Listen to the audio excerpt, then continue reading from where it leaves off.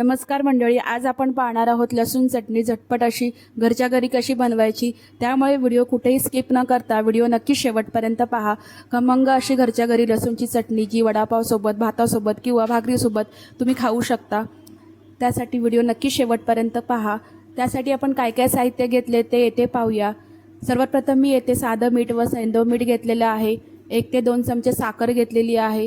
लसूण घेतलेली आहे 100 ग्रॅम, शेंगदाणे घेतलेले आहे 100 ग्रॅम, 50 ग्रॅम तीळ घेतलेले आहेत, जिरं घेतलेले आहे 2 चमचे, तिखट मसाला घेतलेला आहे 4 चमचे, तसेच सुकं खोबरं घेतलेले आहे 100 ग्रॅम, बेडगी मिरची घेतलेली आहे 100 ग्रॅम व तसेच पाव चमचा एवढा हिंग घेतलेला आहे।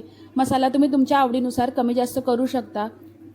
चला तर वेळ न घालवता आपण रेसिपीकडे वळूया। सर्वात प्रथम आपण शेंगदाणे छान असे खमंग भाजून घ्यायचे आहेत।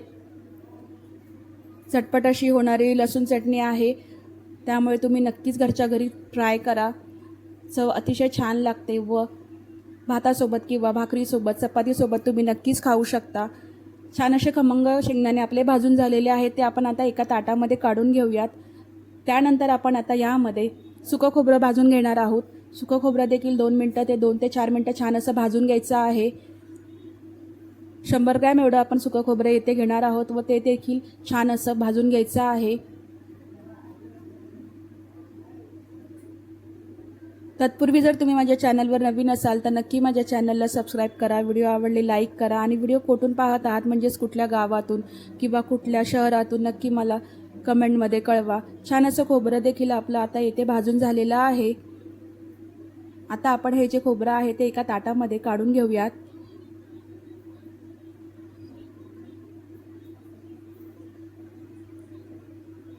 त्यानंतर आपण पॅनमध्ये तीळ घेतलेले आहेत, तीळ देखील आपण छान असे भाजून घेणार आहोत।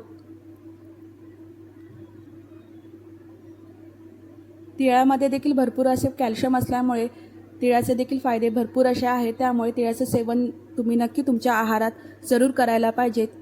तीळ देखील आपले छान असे भाजून झाल्यानंतर तीळ देखील आपण एका ताटामध्ये काढून घेणार आहोत।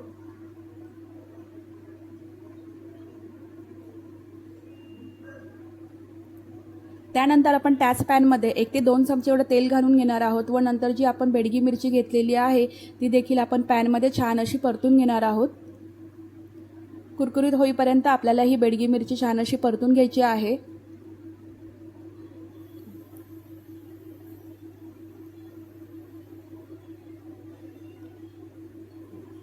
मिरची देखील आपली छान अशी भाजून झालेली आहे, ती देखील आपण एका ताटामध्ये आता काढून घेत आहोत। सर्व जिन्नस आपण आता एका ताटामध्ये काढून घेतलेला आहे, तुम्ही पाहू शकता। आता आपण त्यामध्ये जिरं घालणार आहोत व जी आपण लसूण घेतलेली आहे ती आता आपण यामध्ये घालून घेत आहोत।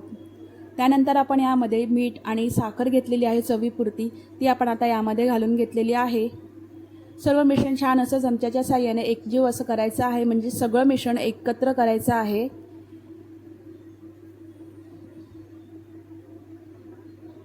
छान असं एकत्र झालेलं आहे। आता आपण यामध्ये जो मसाला घेतलेला आहे तो मसाला आपण आता यामध्ये घालून घेणार आहोत।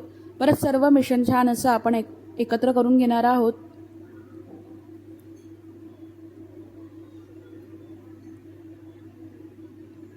तुम्ही तुमच्या अंदाजानुसार मीठ आणि मसाल्याचे प्रमाण करू शकता। आता आपण ते सर्व जिन्नस एकत्र करून मिक्सरच्या भांड्यामध्ये छान अशी आपण येथे चटणी तयार केलेली आहे, तुम्ही पाहू शकता।